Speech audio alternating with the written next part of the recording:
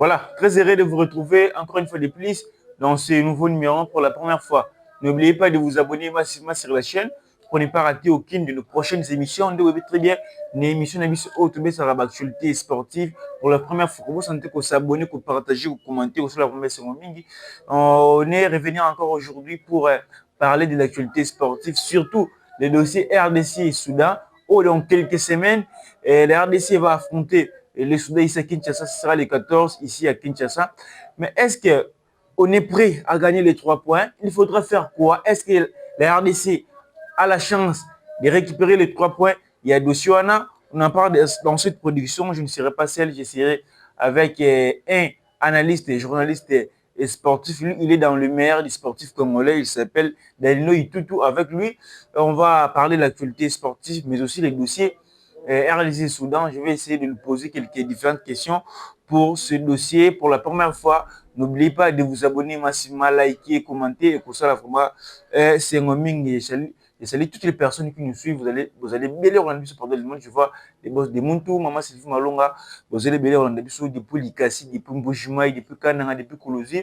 Partout dans le monde. Je vais parler le dossier RDC Soudan avec l'analyse de Loïc Toutou. Mais à la fin, je vais aussi donner la performance de nos joueurs au Basala qui n'est pas League, mais aussi dans le week-end dernier. On va parler de ça dans cette émission. Sans plus tarder, je vais prendre l'analyste Danilo Itutu pour échanger par rapport à ces dossiers. Analyste Danilo Itutu, bonjour. Vous êtes sur HMD Télévision. Je vais commencer directement avec la première question. Est-ce que dans ces dossiers, la RDC va récupérer les 3 points?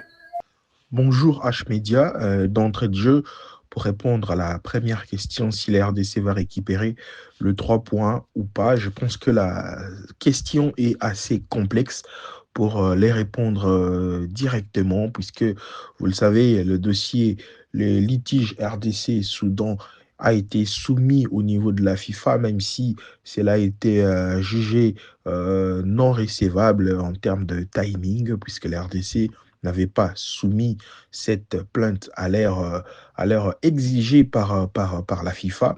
Donc, pour répondre à la question si la RDC va récupérer le 3 points ou pas, à l'heure actuelle, les dossiers est encore, je dirais, en cours. Donc, répondre directement, ça va être un peu plus compliqué, mais nous devons laisser un peu plus de temps pour savoir la suite de ces dossiers, si cela sera favorable à la République démocratique du Congo ou pas. Merci, analyste Danilo Itutu. Mais dans ces dossiers, quelle est la chose qui a ralenti ces dossiers? La chose qui a ralenti en fait ces dossiers, je pense que les team managers de la sélection nationale avaient par ailleurs fait une révélation comme quoi au niveau de l'informatique de la Fédération congolaise de football, ces dossiers avaient un peu plus de retard en termes d'envoi au niveau de la FIFA et c'est vraiment ça la vraie cause qui tire en longueur ces dossiers puisque cela n'a pas été respecté en termes de timing. Donc, je parle de la plainte, n'a pas été respecté en termes de timing. Donc, c'est vraiment ça la vraie cause de cette histoire qui est tirée en longueur à peu près 2 ans depuis que l'RDC a joué les Soudans, c'était à domicile. Et aujourd'hui, l'affaire continue de faire jaser. Et voilà, comme je l'ai dit tantôt, laissons les temps au temps pour voir que va être la finalité de ces litiges. Voilà, vous venez d'écouter l'analyse de Danilo Itutu. Alors, dans la dernière émission qui est ça, faute il y a technicien Nabiso, bah, Tindaki, lettre ou bien pour la deuxième fois, on va continuer recours, ils ont qui tant beaucoup de c'était, raison pour laquelle il ralentirait comme qui impellant, même les managers de Doula, il avait expliqué. Je vous propose cette vidéo, on va revenir encore pour terminer avec l'analyse de Danilo Itutu. Autorisation qualifie le joueur. Nulle part il a été autorisé à jouer avec un passeport finlandais. Je vous le dis. Nulle part. Pour nous, c'est un joueur finlandais qui avait joué ce jour-là contre le Soudan. C'est clair.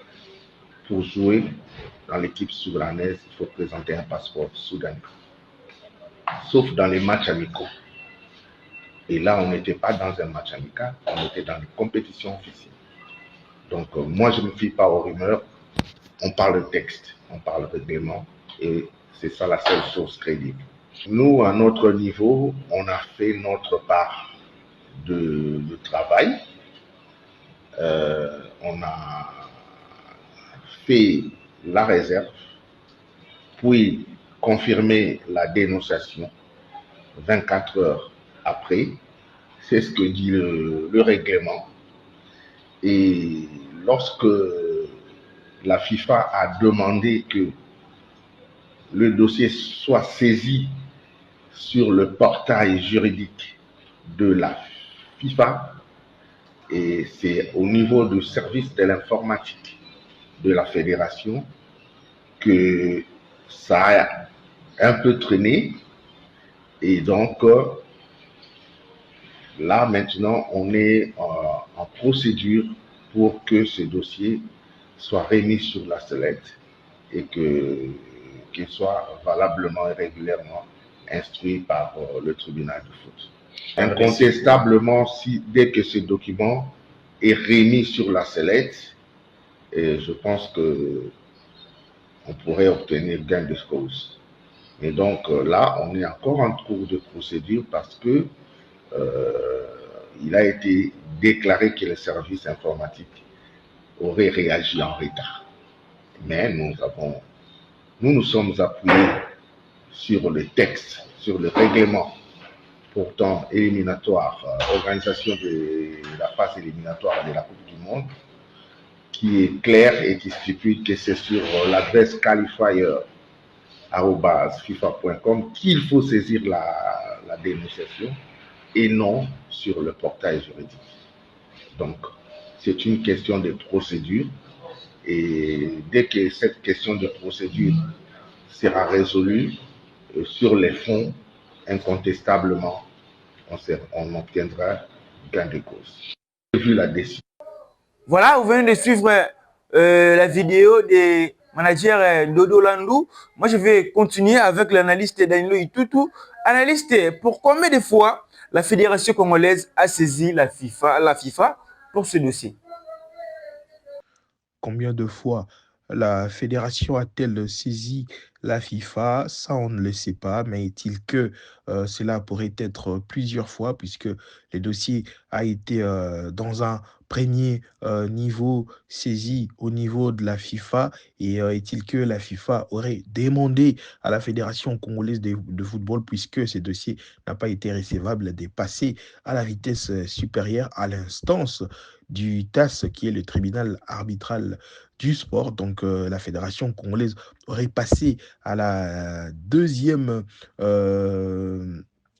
étape, donc pour aller bien sûr chercher les tasses et saisir cette instance qui va sûrement tabler et revenir à la FIFA pour que la FIFA prenne une dernière décision concernant ces litiges. Merci, analyste. C'est un plaisir pour moi de faire cette interview et bien d'être en ligne avec moi dans cette émission. Mais pour terminer avec vous, j'ai une petite question. En bref, on peut retenir quoi dans ces dossiers? Ce qu'on peut retenir de ces dossiers, c'est que à n'importe quel moment, je pense que ces litiges peuvent rapporter du positif à la RDC. Voilà, donc il faut rester sérieux dans tout ce qu'on fait. La fédération doit éviter cette sorte de légèreté qui a eu lieu il y a quelques mois pendant que l'envoi de cette plainte n'a pas été respecté. Donc, je pense que la seule chose, il faut rester sérieux au niveau de la Fédération congolaise de football. Et je pense que cela peut apporter du positif pour la RDC. Vous le savez, le groupe B est encore jouable. Le Sénégal est à un point de la RDC. Donc, en cas de ces 3 points du Soudan, cela va aider à la RDC de passer premier du groupe devant le Sénégal, bien sûr, après sa défaite à Kinshasa. Donc, je pense que la RDC vraiment doit être rigoureux, la fédération congolaise doit être rigoureuse et suivre de très près ces dossiers. Et je pense que cela fera énormément du bien à la population. à toute la nation, hein, puisque cette affaire engage désormais toute la nation, puisque il semble que même la présidence de la République veut voir clair à ces dossiers. Donc voilà, on doit patienter et voir sûrement après la campagne de ces éliminatoires, on reste à 2 journées dès la fin. Donc on jouera le Togo et ensuite le Soudan. Donc je pense que avant la clôture ou après la clôture de ces tournois, on aura bien sûr une suite favorable pour la RDC. Espérons que cela va hisser les Léopards en premier du groupe. Voilà, et synonyme d'une qualification directe à la Coupe du Monde 2026. Voilà, merci beaucoup H-Media. Merci à vous, analystes. C'est un plaisir pour moi de faire cette interview avec vous. Je vous salue. Passage, je salue toutes les personnes qui nous suivent en ce net moment. C'est un plaisir pour moi d'analyser ces dossiers avec vous et de donner aussi votre point de vue par rapport à ce dossier. C'est un plaisir pour moi. Je salue toutes les personnes qui nous suivent en ce net moment. Je vais continuer avec la performance de nos joueurs au Bassagi le week-end dernier. Mais on a beaucoup de analystes Danilo Itutu à petit point de vue à propos il y a dossier il y a RDC Soudan parce que nous sommes dans quelques semaines pour affronter le Soudan. Ceux qui sont dans le Soudan, peut-être il n'y aura plus la chance les RDC à récupérer 3 points. Nous, on a de la chance parce que nous on connaît que les joueurs qui avaient joué, ils n'étaient pas soudanais, il était finlandais parce qu'il n'avait pas le passeport soudanais. Mais pour les Soudanais, leurs joueurs avaient les passeports soudanais. Il avait obtenu la nationalité sportive soudanaise avant 2 jours de la rencontre. Mais pour nous, même la vidéo où le manager de Hollande a dit que le joueur Hazard soudanais était parce qu'il n'avait pas le passeport soudanais. Contrairement, il avait le passeport finlandais. Donc, aux autres, c'est espoir qu'on va récupérer les 3 points, c'est ça. Mais c'est à nous maintenant de prendre le relais. Il y a une bonne disposition pour la dossier pour tout récupérer. Parce qu'une fois qu'on récupère les 3 points, la RDC sera premier. Si on gagne les Togo, mais aussi on gagne les Soudans, ici à Kinshasa, on va prendre la qualification de la Coupe du Monde direct. En attendant, ceux qui ont gagné pour un AT, même si on gagne les 2 matchs, les Sénégal aussi gagnent les 2 matchs. Barrage, ça sera un processus un peu long. Donc, espérons qu'on va gagner les 3 points de notre Kolobakia. Performance va jouer dans Bissau Basaki le week-end dernier. Tout le monde qui va jouer dans Bissau Babetaki. Ça va faire une performance extraordinaire. Ça attend des jeux. Même Timothée Faoulou, il avait joué. Il avait joué, il a gagné 2 buts à 1 dans la Europa League. Il avait joué. C'est déjà une très belle chose. Une certaine compétitivité. Et c'est là, l'équipe nationale, ça va beaucoup nous aider pour au moins jouer au Bimi, à atteindre des jeux, au côté, à atteindre des jeux, et aussi là vraiment, c'est un moment. Parce que nous sommes dans quelques semaines, je le répète encore, pour gagner les Togo, pour jouer contre les Togo et les Soudan. Pour certaines personnes, le match contre les Togo, Togo qui peut monter parce que tu as gagné. Le match contre les Soudan, qui peut monter, tu as gagné. Mais c'est un match difficile pour nous. Parce qu'il n'y a aucune nation qui a gagné le Togo entre le Soudan et le Sénégal. Sénégal, à Selni Kuna, Soudan, à Polikuna. Donc, le Soudan, le Sénégal, ont gagné à domicile. Selni, dans l'Omé pour le Togo. Donc, pour nous aussi, ce sera un match très difficile à jouer. Donc, il faudra avoir des joueurs très performants.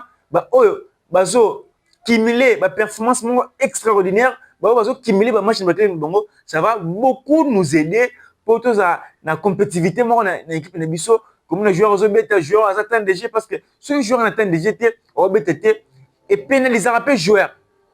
Et pénaliser un peu joueur. Donc, c'est pénaliser joueur, bon, tout le monde dit oui, c'est bon, nous sommes contre le Sénégal. Tout le monde l'une des causes aussi est celle que RDC a pour la parce qu'on n'avait plus de 7 joueurs, parce qu'il manque un tas de jeux. Mais une fois qu'on a des joueurs, ça va beaucoup nous aider pour référer directement, pour parler de la liste au coach republié, raison pour laquelle on voulait avoir des joueurs qui sont très performants. Performance, c'est pas parce que le coach déjà, il a déjà échoué. Il nous avait amené les joueurs au bassin d'atteindre des GT. On avait perdu contre le Sénégal. Mais donc, il a déjà échoué sur ça. Maintenant, il faut utiliser la méritocratie, je le répète. Il faut appeler les joueurs qui sont très performants pour renforcer l'équipe. Si il voulait faire la continuité, comme il dit souvent, mais vous pouvez sélectionner Dinamat Missika qui ne joue pas, Dimitri Berthaud qui ne joue pas, mais pour la titularisation, vous allez titulariser les joueurs qui sont très performants, les joueurs qui jouent dans leur club. C'est ça. C'est ça. Demontre Tsigali, ça va beaucoup nous donner une bonne vision, ça va beaucoup nous donner la force pour jouer la Coupe du Monde, la CAN qui arrive au mois de décembre. Vous allez remarquer le match perdu contre les Soudan. C'est l'une des motivations, c'est tout ça, une très belle CAN, la Côte d'Ivoire. Donc, grâce à une défaite, le coach doit repérer, le coach doit arranger certaines choses. Donc, on va jouer contre les Togo et les Soudan. C'est un match important pour nous. On va gagner ces matchs pour espérer, parce que le Sénégal aussi là-bas, il peut aussi perdre. Tout peut arriver dans le football. Le Sénégal peut ou ne pas perdre.